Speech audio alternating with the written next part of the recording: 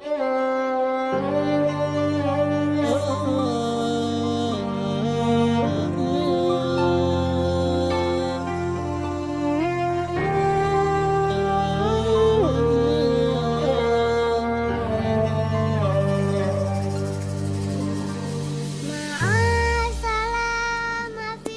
malam alhamdulillah di sini sudah diadakan sholat sunnah berjamaah, masya Allah. Gimana rasanya Ibu? Ada yang dirasa? Ya apa seperti terawih ya, masya Allah 20 rakaat, masya Allah. Ini kayaknya seumur hidup kita kayaknya gitu.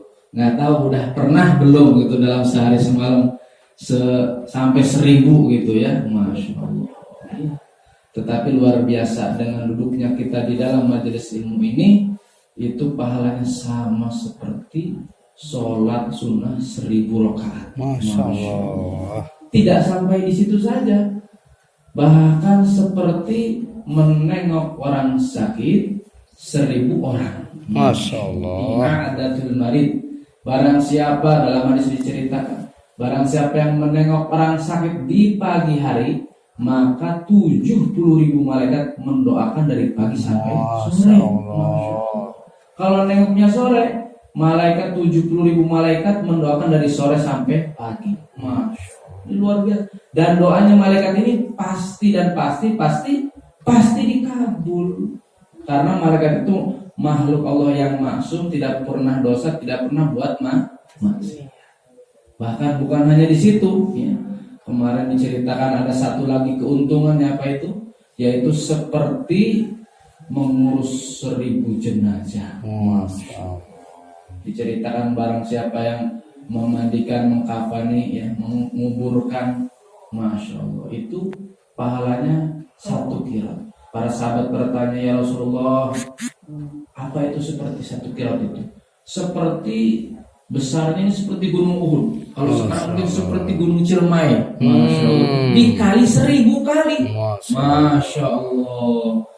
Betul-betul, masya Allah. Sama malaikat capek ngitungin. Oh, pahalanya orang yang duduk dalam majelis taklim, Ibu. Masya Allah. Bahkan kemarin diceritakan sampai malaikat ini rela sayapnya ini diinjak-injak oleh ahli ilmu. Masya Allah. Ya. Maka mudah-mudahan kita lagi dan lagi terus menerus, ya, walaupun sering mendengar apapun yang disampaikan, tapi seolah-olah baru pertama kali mendengar. Ya, ini harus ditanamkan. Karena apa? Apabila dalam hati kita merasa, ini saya udah tahu, maka hadirin, itu Allah akan tutup pintu keilmuan dalam hatinya. Naudzubillah min dzalik. Tapi para sahabat, walaupun sudah beribu-ribu kali mendengar dari Rasulullah, tetapi semangat tawajuh konsentrasi seolah-olah baru pertama kali mendengar. Sehingga walaupun itu aja, tetapi diberikan kefahaman. Masya Allah. Hadirin Bapak Ibu yang dimuliakan Allah Subhanahu Wa Taala. Jadi masya Allah ini belum sampai kepada tema. Jadi hadirin Bapak Ibu yang dimuliakan Allah Subhanahu Wa Taala, ilmu ini diantaranya bukan hanya dicari, ya, bukan hanya, banyak sekali, ya. Menuntut ilmu, ya, thalabul ilmi fardhatun ala kulli muslimin, bahkan dari mulai buayan sampai liang lahat. Menuntut ilmu ini wajib. Apakah cukup hanya menuntut? Tidak. Di samping menuntut juga harus mengamalkan ilmu. Kita tahu sholat, maka kita mengamalkan sholat. Apakah cukup? Belum cukup, Bapak Ibu. Kalau kita sudah menuntut ilmu, kita sudah mengamalkan ilmu, apalagi menyampaikan ilmu. Tetangga kita ada yang belum nggak hadir ataupun jarang hadir dalam majelis ilmu, dikasih tahu sama ibu, Bu, tahu nggak kenapa kalau kita ini duduk dalam majelis ilmu itu sama seperti kita 1000 rakaat sholat sunnah. Masya Allah. Ya tahu, iya. Nah, itu disampaikan sehingga tadinya tetangga kita yang jarang hadir itu bisa hadir. Maka ibu yang bisa ngajak seperti itu pahalanya berarti 2. Kalau ngajaknya 1 mau kesini berarti pahala 2 majelis ilmunya.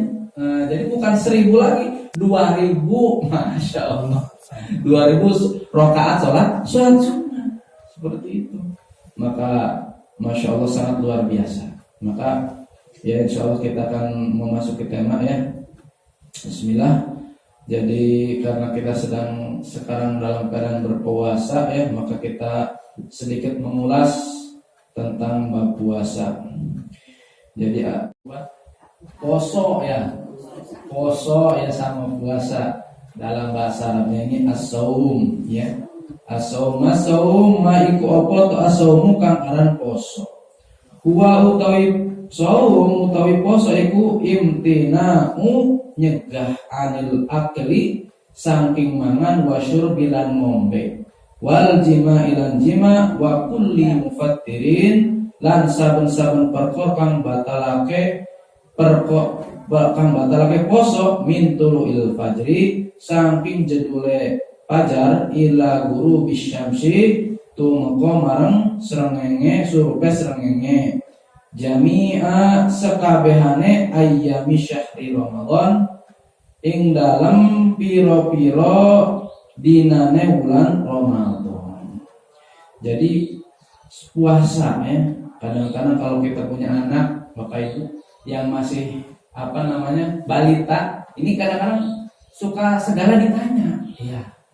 Puasa itu apa, Bu? Nah, ini kita harus bisa menjelaskan. Jadi puasa itu betul, itu mencegah ya dari makan dan minum dan jima dan setiap segala sesuatu yang membatalkan puasa. Dari mulai terbit fajar ya, terbit fajar itu tadi subuh. Jadi fajar juga penjelasannya ada fajar kadib, ada fajar sodik. Kalau fajar kadib itu yaitu ketika sepertinya udah terbit gitu padahal belum ya. Itu biasanya 10 menit ketika imsak itu namanya fajar kadib. Kalau fajar sodik itu ya ketika pas ketika azan subuh ya. Dari mulai fajar sampai terbenam matahari. Jami ayami dalam semua hari-hari pada bulan Ramadan. Maka suatu ketika Bapak Ibu yang dimuliakan Allah SWT ada cerita, ada seorang anak yang soleh ya, anak soleh yang bahkan menjadi imam besar. Jadi dia ini ada satu amalan yang mudah-mudahan Bapak Ibu kita bisa amalkan ya, kita sampaikan kepada anak-anak putri-putri kita ya. Jadi amalan seorang ibu ini, dia ini kalau mau memberikan ASI ke anaknya itu selalu dalam keadaan berwudu, menjaga wudu. Suatu ketika Allah berikan anaknya ini sangat luar biasa, sehingga memang Allah jadikan dia wali dari kecil. Jadi di antara kelebihannya tuh ketika belum waktunya, belum terbit matahari, belum sempurna ya, artinya belum masuk maghrib, itu dia masih bayi itu tidak mau menyusui. Jadi dijadikan patokan karena dulu belum ada jam, belum ada waktu, dijadikan patokan. Kalau ini anak bayi ini udah mau menyusui kepada ibunya berarti sudah maghrib. Itu saking solehnya itu anak. Masya Allah. Maka Bapak Ibu yang dimuliakan Allah SWT, maka bagaimana kita penting sekali daripada menjaga wudhu ya. Apalagi Masya Allah memang sepertinya sangat berat ya. Masa mau menyusui saja harus wudhu dulu ya. Tapi memang itu hasilnya tuh luar biasa gitu. Maka tadi dijelaskan, jadi dari mulai fajar sampai terbit matahari pada semua hari-hari pada bulan Ramadan. Alaman yajibu saumu alai ngatasi opo man alaman ingatasi opo yajibu kang wajib opo asaumu poso. Jadi maksudnya apa? Siapa saja yang wajib untuk berpuasa? Ala kulli muslimin atas ingatase sekabehane wong kang muslim, wong kang Islam ya. Bahkan dalam redaksi Al-Quran ini ya ayyuhalladzina amanu katanya sebenarnya sering disampaikan kalau yang tidak beriman ini tidak hai seperti itu. Nah, tapi di sini pada setiap orang Islam yang balik ya, anak putri kita, Bapak Ibu kita harus perhatikan ketika seorang putri kita sudah datang haid, berarti sudah balik.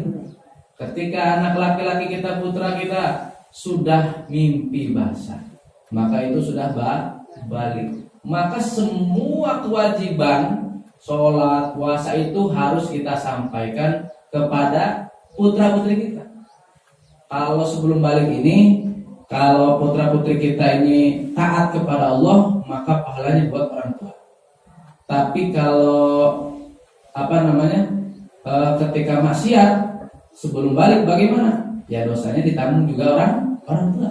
Tetapi ketika anak putra-putri kita sudah mulai balik, maka apa yang terjadi Bapak Ibu?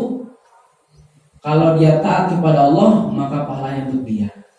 Kalau dia tidak taat kepada Allah, maksiat, maka dosanya untuk dia. Maka kita harus mengingatkan putra-putri kita yang sudah balik. Korek kuping ya. Ini harus hati-hati ya. Apalagi karena enak terus dalam, ini bisa batal ya. Bahkan dalam perjalanan misalkan kita lagi di kebunnya, Pak Sutar, kemudian tiba-tiba saking enaknya setelah diceritain saking senangnya di berkebunnya, tiba-tiba azan maghrib, makanan nggak ada, minuman nggak ada, adanya korek kuping, gimana? Berbuka dengan korek kuping. Itu bisa membatalkan puasa. Iya, tapi dengan catatan apa? Dengan catatan amdan itu apa? Dengan disengaja. Itu batal puasa ya. Kemudian yang kedua apa? At-taqayyu'u amdan, yaitu muntah dengan sengaja. Oh ya, tadi yang lubang itu Bapak Ibu ya, ini mengulang kembali ya, diantaranya lubang telinga ya, lubang hidung, lubang mulut, dan depan dan belakang ya. Itu dengan sengaja. Kalau nggak sengaja beda cerita. Kemudian yang kedua itu adalah muntah dengan sengaja juga ya. Kadang-kadang kita masuk angin gitu kan, tapi ininya sengaja dipijitkan biar muntah. Nah, itu yang membatalkan. Tapi kalau misalnya tiba-tiba mabuk perjalanan muntah nggak sengaja, ini judulnya nggak sengaja, maka tidak membatalkan. Ini kalau saya muntah, udah saya buka aja batal. Enggak. Jadi kalau nggak sengaja tidak membatalkan. Karena di sini diterangkan ada kata-kata amdan itu dengan sengaja. Bahkan Bapak Ibu kalau nggak sengaja bangun tidur jam 12 lapar, ada makan, ada minuman, minum, makan, lupa, batal nggak? Enggak. Ya, cuma repotnya ketika habis makan mau minum, ingat lagi puasa, kesel keder nanti. Maka Bapak Ibu yang dimuliakan Allah Subhanahu wa taala, ini perkara lupa juga tidak membatalkan ya, Masya Allah. Tapi jangan niat untuk lupain ya, Masya Allah. Iya. Kemudian as-salisu, yang ketiga adalah al-haid. Jelas ya, haid. Jadi haid ya berhubungan dengan sholat juga. Jadi kalau misalnya sudah waktu Bapak Ibu, ketika zuhur misalkan jam 11.45 ya, kita udah tahu jadwalnya. Maka untuk ibu-ibu dan anak perempuan jangan pernah menunda-nunda waktu sholat. Kenapa? Ketika 11.45 ya, kita belum siap-siap ya, azan sudah dikumandangkan ya, kita belum wudu, belum apa, nanti sajalah, masih azan ya, nanti aja santai 5 menit 10 menit, ini tanggung lagi masak atau lagi apa, tiba-tiba keluar misalkan haid, maka apa yang terjadi? Maka wajib qada ya. Tapi kalau misalnya kita sudah persiapan wudu, kemudian azan, setelah selesai azan mau sholat, Allahu Akbar, ternyata keluar, maka tidak wajib mengqada sholat. Seperti itu Bapak Ibu. Jadi pentingnya Ibu harus lebih tepat waktu daripada bapaknya. Seperti kalau bapak mah ya nggak haid ya, tapi tetap harus didorong sama ibu. Maka termasuk anak perempuan kita juga jangan pernah menunda-nunda ataupun mengundur-undur waktu sholat. Kemudian yang berikutnya Bapak Ibu yang dimuliakan Allah Subhanahu wa taala, yang keempat ar-rabi'u adalah nifas ya. Ya jelas nifas setelah melahirkan ya.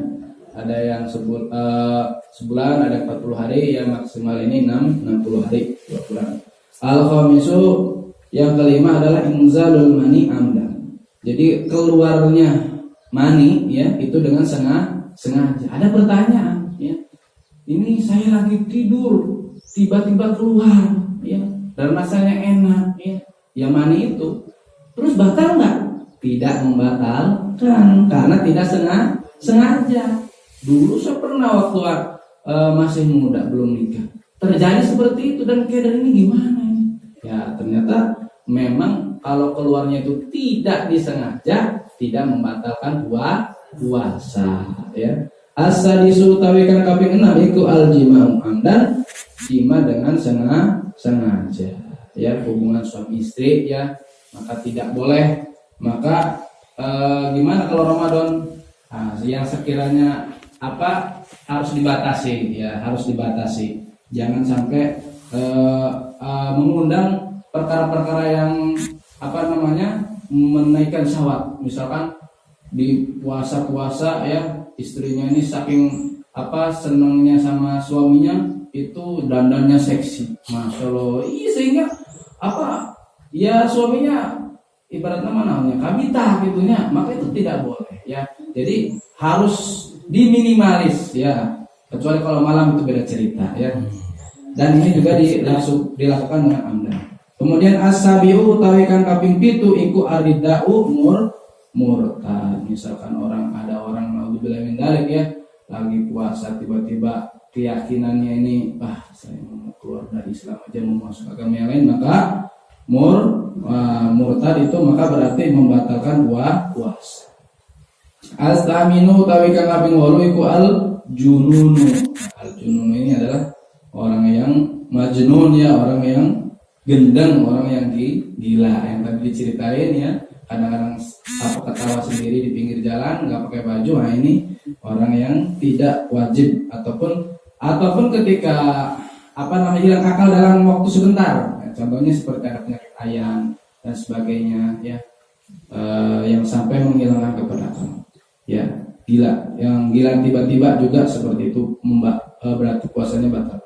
Betul, kemarin ketika Jumatan pernah saya lihat di masjid itu setelah Jumatan di Masjid Cipeje itu memang ada orang yang tergeletak, pemuda, tidak sadarkan diri. Nah itu memang berarti itu termasuk orang yang batal ya. Maka Bapak Ibu yang dimuliakan Allah Subhanahu wa taala ya. Jadi mudah-mudahan tadi ada 8 poin ya. Mudah-mudahan kita untuk lebih berhati-hati lagi ya. Jangan sampai saking semangatnya berpuasa ya, kita tidak hati-hati seperti tadi membersihkan ini dan sebagainya ya, sehingga mengurangi daripada pahala, bahkan menghilangkan ataupun membatalkan puasa kita. Mudah-mudahan Allah Subhanahu wa taala terima puasa kita, dan mudah-mudahan Allah Subhanahu wa taala panjangkan umur kita untuk beribadah. Dan mudah-mudahan tadi juga ya kita ingatkan juga anak putra-putri kita yang sudah balik, karena dia memiliki kewajiban yang mana kita sebagai orang tuanya harus berkewajiban untuk memberitahu kewajiban mereka. Mudah-mudahan Allah Subhanahu wa taala berikan kefahaman kepada kita dan kita niatkan untuk dapat mengamalkan dan menyampaikan. Asyhadu an la ilaha illallah, astaghfirullah, nas'alukal jannata wa na'udzubika